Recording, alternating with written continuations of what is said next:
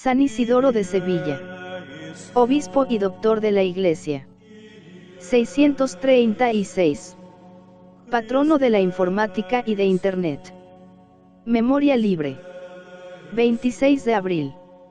Ningún escritor más admirado, más leído y más plagiado, y, sin embargo, no tuvo un biógrafo. Su vida y su alma hay que adivinarlas a través de sus escritos, con frecuencia impersonales, objetivos, cubiertos de citas y recuerdos. Bético, sevillano por su nacimiento, no olvida nunca que por su origen es mediterráneo, que su familia procede de Cartagena, donde habían vivido sus padres hasta que esa región fue ocupada por las tropas de Justiniano. Isidoro registra este hecho como una desgracia nacional. En España, dice fríamente al recordarle en su crónica, irrumpe el soldado romano. En otra parte, después de señalar los esfuerzos de Atanagildo para expulsar a los invasores, añade, nosotros seguimos luchando todavía contra ellos. Muchas veces han sufrido la derrota, y ahora los vemos agotados y deshechos. A través del análisis seco del analista, se transparenta el patriota lamentando el desmembramiento de su patria y alegrándose al ver próxima la expulsión del dominador bizantino. Es un irredentista que en los desastres de su patria llora también desgracias familiares. Huyendo del yugo extranjero, llegó a Sevilla su padre Severiano, más orgulloso de conservar su lealtad a los reyes de Toledo que sus posesiones levantinas, 552. Aquella casa parecía hundida para siempre, y, sin embargo, es este destierro el que la iba a sacar de la oscuridad. Su madre abraza el catolicismo en las orillas del Betis. Quiero morir desterrada, decía con frecuencia, porque el destierro me ha hecho conocer a Dios. Su hermana Florentina, dócil a la gracia de la vocación, se encierra en un monasterio sevillano. Su hermano mayor, Leandro, empieza a brillar por su virtud y por su saber. También él ha tomado el hábito religioso. Desde su monasterio ilumina a la ciudad con su doctrina, forma una escuela, que había de ser famosa, y, joven aún, es nombrado metropolitano de la Bética. A su lado crece Isidoro, consagrado también a la Iglesia. Como su hermano, será monje, abad, maestro, obispo y metropolitano. Ahora es un joven despierto, infatigable en la lectura y de una memoria prodigiosa. Cuando estalla la última lucha entre el arrianismo y el catolicismo, 580 a 585, Isidoro empieza a distinguirse como defensor de la ortodoxia. Se le amenaza, se le persigue, tal vez su vida está en peligro, y acaso llega a desmayar, pero en este momento su hermano le envía desde el destierro una carta en que le exhorta a mirar con serenidad la muerte. Terminada la lucha con la muerte del rey perseguidor, 586, los dos hermanos vuelven a su diócesis y a su escuela. Isidoro es ahora el abad y el maestro. Dispone y ordena, enseña y lee metódicamente, infatigablemente. Busca libros por todas partes, libros clásicos y patrísticos, latinos y griegos, poéticos y jurídicos, científicos y filosóficos. Un libro nuevo era para él una gracia de Dios y la mayor de las bencheres. Hablando de los de San Gregorio Magno, dice con pena, mejor suerte que yo tendrá aquel a quien Dios conceda el deleite de saborear todas sus obras. Así ha logrado formar una librería que difícilmente hallará otra semejante en toda la Edad Media. Allí ha puesto su orgullo, su cariño, su cuidado más exquisito. En la puerta hay unos versos que nos invitan a entrar, muchas cosas sagradas hay aquí, muchas cosas mundanales, si te gustan los versos, tienes también donde escoger. Verás prados llenos de espinas y abundancia de flores, si las espinas te asustan, toma las rosas. Las espinas eran, sin duda, los libros de la antigüedad. Isidoro los leía con avidez, pero necesitaba dar una explicación a los espíritus algo asustadizos. Entremos, pues. Todo está en orden, orden de disposición y orden de preferencia. En los muros se leen epigramas que aluden a los libros guardados en los estantes cercanos, y a veces, sobre los epigramas se ven pinturas de eximios escritores. El primer estante está reservado para la Sagrada Escritura, los venerandos volúmenes de las dos leyes, están la Vulgata, la recensión del obispo peregrino, los originales hebraicos y las traducciones griegas. Viene después Orígenes, el doctor verísimo, el primer dios de aquel templo. Ninguna blasfemia, nos dice, tocó jamás mis sentidos, y eso que mis libros son tantos como los soldados de una legión. Vienen después Hilario, Ambrosio, Jerónimo y Agustín, el hombre cuya sola presencia basta. Este que nos mira serio encima de un estante es Juan Crisóstomo. Nos lo dice él mismo, y añade, yo ordené las costumbres, dije la recompensa de la virtud, y a los pecadores les enseñé a llorar sus delitos. Cipriano, el maestro que los vence a todos por la caridad, mora cerca de los poetas. Prudencio, el de la dulce boca, es el primero de todos. No faltan tampoco los historiadores, como Eusebio y Orocio, ni los juristas, como Gallo y Paulo, y, allí estás también tú, oh Gregorio, por quien los romanos ya no tienen nada que envidiar a Hipona, y tú, oh Bate Leandro, que no eres inferior a los antiguos doctores. Estos son los dioses mayores de aquel templo. Fuera de ellos, hay otros muchos que no tienen el honor de una pintura ni un verso. A lo más, el nombre escueto, León, Apringio, Martín. Aparte hay una serie de estantes, donde están las espinas, es decir, los libros clásicos. Ningún rótulo los delata, pero el dueño los conoce muy bien. Allí tiene algunos buenos amigos, como Horacio, Perseo, Cicerón, Marcial, Juvenal, y, sobre todo, Varrón, Servio, el comentarista de Virgilio, y Suetonio, no el historiador, sino el sabio, el naturalista. También aquí tenemos libre acceso, pero es preciso llegar con cuidado, con prudencia, para no punzarnos. El sacerdote de este santuario es generoso y desprendido. No quiere mariposeos, ni espíritus rastreros, quiere hombres sedientos, ambiciosos, insaciables, como él. Como veis, nos dice sonriente, son muchos los libros que hay en nuestros anaqueles. Lee, en cualquier materia tienes donde escoger. Sacude el adormecimiento de tu mente, no seas perezoso, esta es, hermano, la única manera de salir más sabio de aquí. Tal vez me digas, ¿para qué tanto? He recorrido las historias, he estudiado la ley, y esto me basta. Si así piensas, ya no sabes nada. Pero he aquí una puerta, disimulada detrás de un tapiz. Del interior sale un olor acre y no ingrato. Veamos, estantes, cajas, trituradores y recipientes. Todo es orden en el pequeño cubículo. Sobre la pared, 4 figuras pintadas, 2, con aureola alrededor de la cabeza y palmas en las manos, otras 2, con barbas y, en las manos, sendos libros. Un dístico nos da la clave para identificarlas, aquellos a quienes el mundo celebra como los maestros esclarecidos de la medicina, aparecen representados en estas pinturas. Los de la aureola son San Cosme y San Damián, los de la barba, Hipócrates y Galeno. Estamos en la oficina del médico, y a la vez en la apoteca, la botica.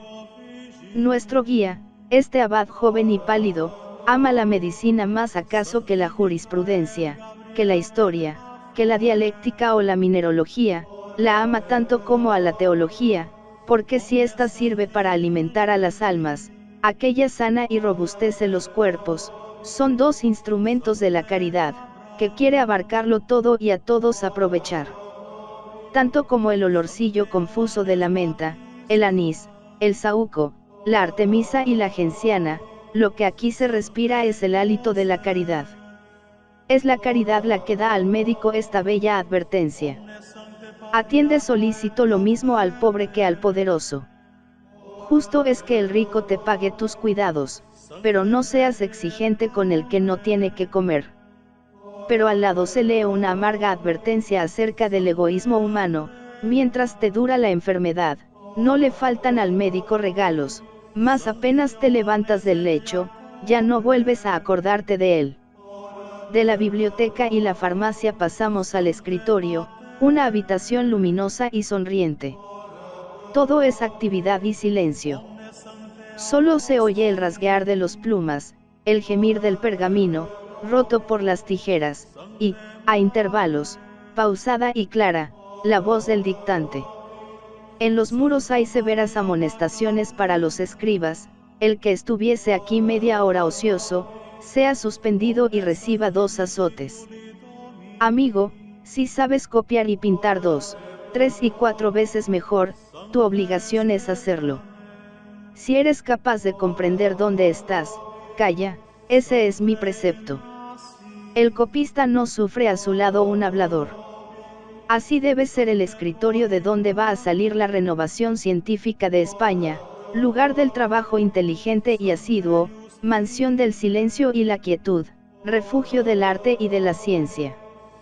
Todos deben aspirar a la perfección: el que prepara el pergamino, el que combina las tintas, el que adorna las iniciales, el que ilumina los folios con figuras de un delicioso sabor oriental, y, sobre todo, el que tiene la misión de trasladar a las futuras generaciones las obras maestras de los antiguos en esbeltas y angulosas capitales, en cursivas rápidas y enrevesadas o en los rasgos suaves y redondos de la minúscula. Nada les falta para cumplir dignamente con su noble oficio: ni el oro, ni el mineral, ni el mercurio, ni las finas canas cortadas a la orilla del Betis, ni las plumas de ganso, ni las pieles más finas de ternerillo de 4 meses. Mirad todos esos frascos que llenan las alacenas. No brindamos licores, nos dicen ellos, nosotros guardamos los polvos finos de las materias colorantes.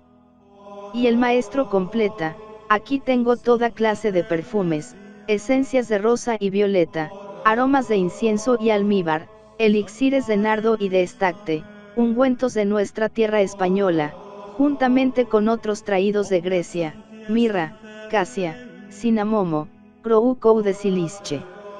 En fin, todo lo que el árabe quema en sus aras, cuanto produce la India en materias de pigmentos, cuanto se encuentra entre las aguas del mar de Jonia, puede admirarse aquí. Para transmitir lo bello del pasado a los venideros, no bastan las hierbas humildes, que nacen en cualquier prado, debemos disputar sus riquezas a los palacios de los reyes. Maestro, observamos nosotros, por lo visto, al organizar todos esos elementos de trabajo, vuestro pensamiento está fijo en los tesoros de la cultura antigua. En la cultura de los hombres que nos han precedido y en la de los hombres que vendrán después de nosotros. Desgraciadamente, hoy ya no sabemos tanto como en tiempo de Suetonio y de Agustín. No en vano han pasado 2 siglos de invasiones y saqueos. Ahora los germanos empiezan a civilizarse, a envidiarnos nuestra lengua y nuestra erudición latina. Nuestra obligación es saciar esa sed santa y noble, recogiendo cuanto se ha salvado de la guerra y del incendio, ordenando los fragmentos dispersos, armonizándolo todo y ofreciéndoselo a los siglos futuros para que no vuelvan a la barbarie. Así debía de hablar Isidoro a Braulio de Zaragoza cuando le enseñaba las salas donde había instalado su librería, su farmacia, su escritorio y su pigmentario.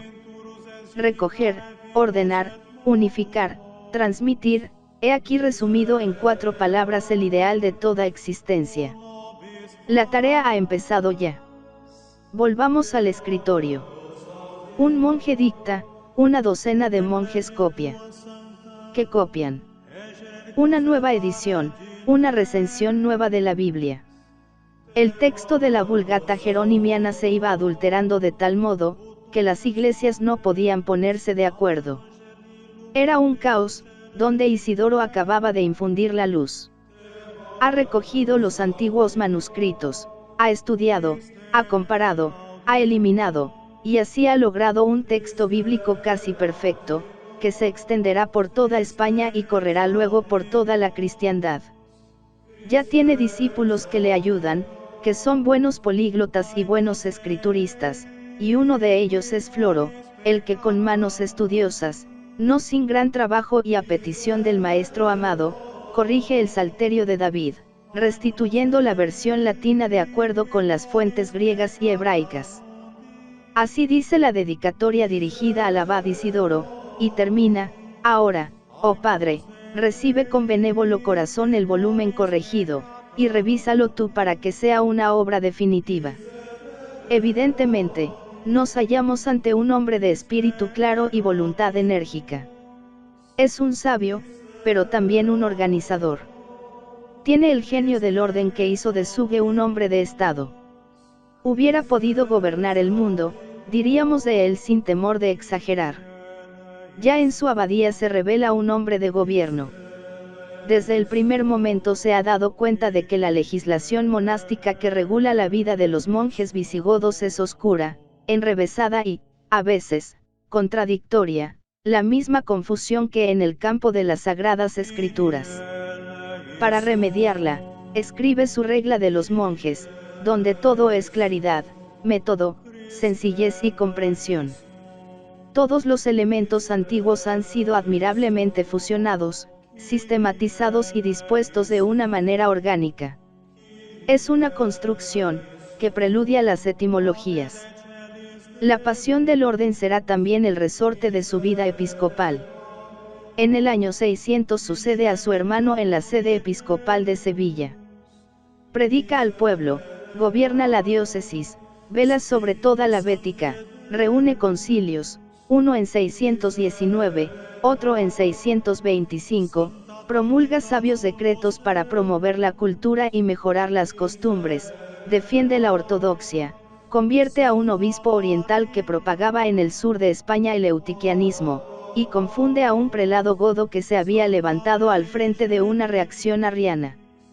Su acción llega hasta Toledo, y desde allí a todas las provincias de España. Es el consejero de los reyes, su servidor, el más fiel de los vasallos. Admira al pueblo guerrero, que ha sabido crear un imperio en su tierra, y se esfuerza para suavizar sus costumbres y hacerle comprender toda la belleza de las viejas tradiciones hispano-romanas. Amigo del cristianísimo rey Sisebuto, su hijo y señor, le alienta en su programa de gobierno, le anima en sus trabajos literarios, y, conociendo su ingenio, su facundia y su amor a las letras, le dedica el libro de la naturaleza de las cosas. Esta política se inspira en el más puro y ardiente patriotismo. Se siente orgulloso de ser español, de vivir en la era de los reyes de Toledo, de pertenecer a la iglesia de los grandes concilios touledonos. Su crónica de los reyes godos, vándalos y suevos empieza con un canto a España lleno de emoción y lirismo. De todas las tierras que hay desde el océano a la India, tú eres la más hermosa, oh Hispania sagrada, madre, siempre feliz, de príncipes y de pueblos. Tú eres la gloria y el ornamento del orbe, la reina de las provincias, la parte más ilustre de la tierra, la que fue amada por el poderío de la gente goda, que alzó en ella un imperio glorioso por la majestad real y el brillo de las riquezas. Aquel hombre, enamorado de la unidad, se sentía nacionalista al ver a su patria gozosa de su unidad política y religiosa. Él también trabaja por la centralización de los poderes civiles y religiosos, asqueado, sin duda, de la anarquía en que se había vivido durante 2 siglos. Favorece el acrecentamiento de las atribuciones de los metropolitanos de Toledo, y trabaja en acentuar la tendencia a la formación de una iglesia nacional, iniciada ya en el Tercer Concilio Toledano. Su ideal empieza a realizarse en el Cuarto Concilio de Toledo, que, inspirado y presidido por él, nos refleja, al mismo tiempo que sus ideas teológicas, sus planes bien definidos de reforma religiosa. Es en diciembre del año 633. Isidoro, casi octogenario, ha llegado a la cumbre de su fama de ciencia y santidad. Los 70 obispos reunidos en torno suyo se inclinan delante de su figura venerable y su saber prodigioso. Casi no hay discusión en la asamblea, él propone los decretos, sus colegas asienten. Todos llevan el sello de su talento preciso, claro, pragmatista y organizador. La disposición de las materias es también de una lógica irreprochable. Ante todo, el símbolo de la fe que ha de ser como la columna de luz del catolicismo español, después, la organización general de la Iglesia, y como consecuencia natural, la ordenación de la oración pública y los oficios divinos, siguen las disposiciones acerca de la parte material de las basílicas y los estatutos que han de regular la vida de los clérigos.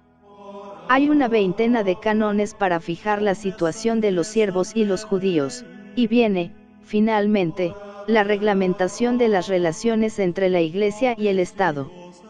Una idea común inspira toda esta legislación, es la idea de unidad. Todas las ciudades episcopales deben tener una universidad, un seminario semejante al de Sevilla, todos los clérigos deben usar la misma tonsura, todos los templos deben tener los mismos rezos y la misma manera de administrar los sacramentos, todas las iglesias deben someterse a la misma ley, toda la nación debe regirse por la misma colección canónica, la hispana, que Isidoro acaba de redactar y promulgar, todos los obispos deben acatar la autoridad del Concilio Nacional. Unidad de gobierno, unidad de disciplina y unidad de liturgia, porque sería un absurdo, dice Isidoro, que tuviésemos costumbres distintas los que profesamos una misma fe y formamos parte de un mismo imperio. Hay una excepción, sin embargo, a este principio general.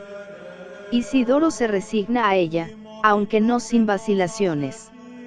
Vive en un ambiente nacionalista, y lo favorece con toda su alma. El nacionalismo trae la persecución de los judíos, y en esto Isidoro ya no está con sus contemporáneos, ni siquiera con su amigo el rey Sisebuto, que había querido convertirlos a la fuerza. En su historia, Isidoro condena su conducta. Tuvo celo, dice, pero no según la prudencia. En el Concilio IV de Toledo, delante de la corte y del episcopado, se atrevió a oponerse a la corriente antisemita, contentándose con dificultar la influencia perniciosa de los judíos. Se les ha de atraer, dice, pero no con la espada, sino con el raciocinio, y poniendo en práctica este principio, publica sus 2 libros contra los judíos, que, en el optimismo de su caridad, había creído más eficaces que las torturas de Sisebuto. El sabio, entretanto, no había olvidado sus planes de su escuela. Leía, escribía y enseñaba con el ardor de sus años juveniles. Su ciencia y su elocuencia reúnen en torno suyo lo más granado de la juventud estudiosa de toda España. Todo en él cautivaba y deleitaba, su virtud, su bondad, su lenguaje y su saber. Ildefonso de Toledo, el más famoso de sus discípulos, hace de él este elogio: era un hombre extraordinario, tanto por su belleza varonil como por su inteligencia, su manera de hablar tenía tal gracia, tal facilidad y un hechizo tan profundo, que causaba estupefacción a cuantos le escuchaban, y aunque repitiese las mismas cosas, nunca nos cansábamos de oírle. Además de fácil, su palabra era densa, y siempre en armonía con la condición de los oyentes. Tenía una abundancia admirable de expresión, dice otro contemporáneo, Braulio de Zaragoza: este hombre, dotado de una elocuencia maravillosa, sabía amoldarse al alcance de todos, de los sabios lo mismo que de los ignorantes. Su enseñanza era una entrega de sí mismo, en su voz, lo mismo que en su pluma, solo hay un anhelo, ser útil a los demás, haciendo fructificar aquel germen de sabiduría que providencialmente había arraigado en el fondo de su ser. Fue la suya una ciencia provechosa para los demás, y al mismo tiempo, limpia de orgullo, completamente impersonal. Todos sus libros se los arranca la necesidad de sus discípulos o la exigencia de sus contemporáneos.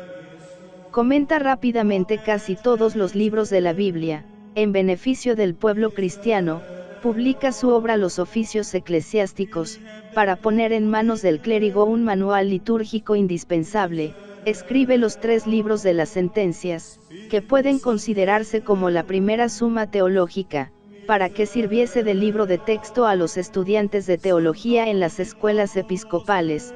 Redacta su obra de la diferencia de la propiedad de las palabras, como complemento al estudio de la gramática y la retórica, y sus obras históricas la crónica, la historia de los reyes de España y el libro de los varones eclesiásticos, no tienen otro objeto que satisfacer la sed de conocimientos que él había despertado entre sus compatriotas. Las mismas ciencias naturales, el estudio del mundo físico, debían formar una parte no despreciable del ciclo de estudios que regía en su universidad sevillana, pues no es una cosa supersticiosa, nos dice él mismo, el conocer el curso de los astros, los movimientos de las olas, la naturaleza del rayo y del trueno, las causas de las tempestades, de los terremotos, de la lluvia y la nieve, de las nubes y del arco iris. De todas estas cuestiones trata en 2 libros sugestivos, el de la naturaleza de las cosas y el orden de las criaturas. Esta producción, extensa y variada, culmina en la obra gigantesca de las etimologías, cristalización genial de los conocimientos que Isidoro había atesorado en su memoria y almacenado en sus ficheros, fruto de una inmensa lectura, de una larga paciencia y de un método escrupuloso. Todo el saber antiguo debía estar allí condensado, sistematizado, ordenado. Hablando de San Isidoro, esta palabra nos persigue siempre. En primer lugar, las artes liberales, después, la medicina y las leyes de los tiempos, con un breve resumen de historia universal, a continuación, la noticia de las cosas sagradas, de las religiones y de las sectas, y tras esto, la exposición de toda suerte de conocimientos profanos, lingüística y etnología, sociología y jurisprudencia, geografía y agricultura, historia natural y cosmología, lengua, razas, ejércitos, monstruos, animales, minerales, plantas, edificios, campos, caminos, jardines, construcciones, vestidos, costumbres, instrumentos de la paz y de la guerra y utensilios de toda clase. Era una verdadera enciclopedia, cuyo elemento original estaba en la concepción y en el espíritu amplio con que Isidoro supo amalgamar la ciencia pagana con la tradición científica de los santos padres. Para él, todos aquellos conocimientos debían tener valor de edificación, todos podían ser una ayuda para bien vivir, con tal que se hiciese de ellos mejor uso que los paganos. Tal fue la impresión que hizo en toda España el plan grandioso de esta obra, que los intelectuales se apresuraron a arrancársela de las manos al autor.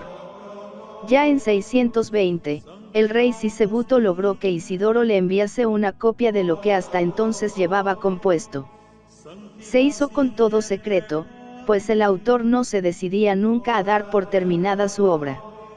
Durante 7 años, Braulio de Zaragoza le exige con insistencia inoportuna el envío de un ejemplar, y al fin, en 631, agotada la paciencia, le escribe una carta llena de amistosos reproches. En adelante, le dice, mis ruegos se convertirán en injurias, mis palabras en gritos, y no te dejaré en paz hasta que abras la mano y des a la familia de Dios ese pan de vida que ella exige de ti.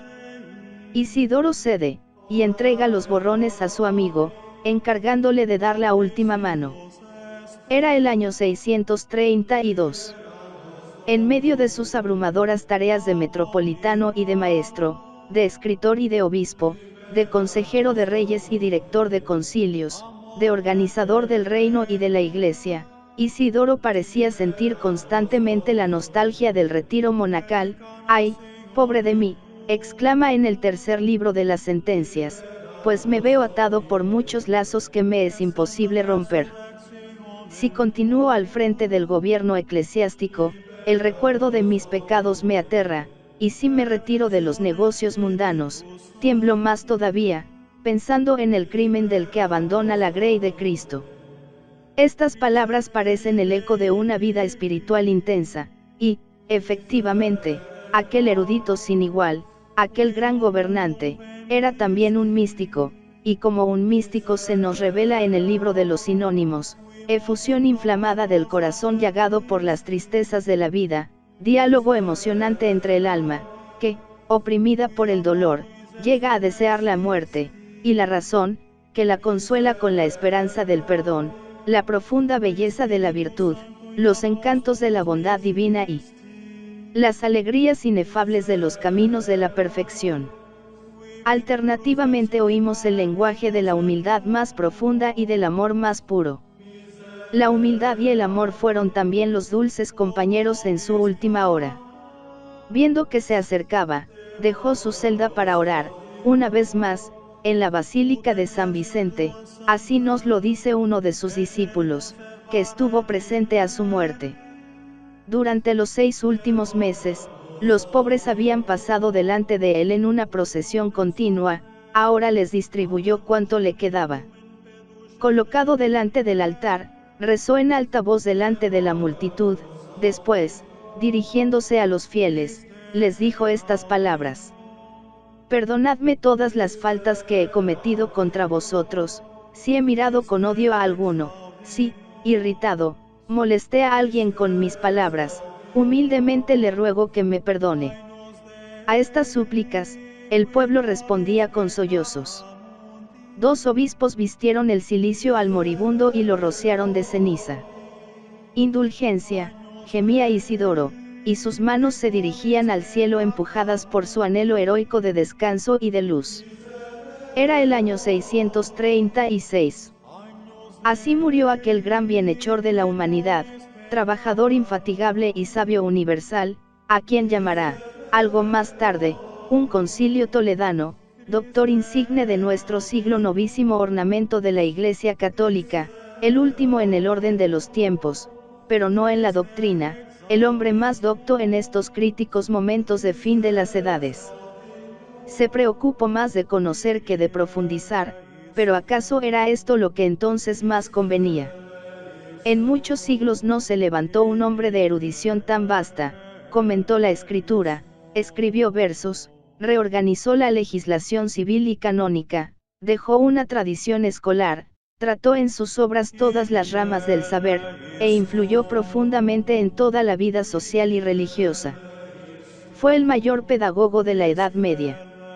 Durante muchos siglos, la cristiandad vivirá de su hálito ardiente, como dirá Dante.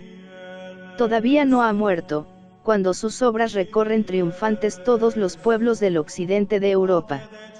Italianos, franceses, sajones, germanos y celtas le estudian, le imitan, le copian, le plagian incansablemente. Después de los libros santos, no hay libros más leídos que los suyos. Se encuentran en todas las bibliotecas, se enseñan en todas las escuelas, se transcriben en todos los escritorios. Muchas generaciones podrán repetir con verdad las palabras de San Braulio.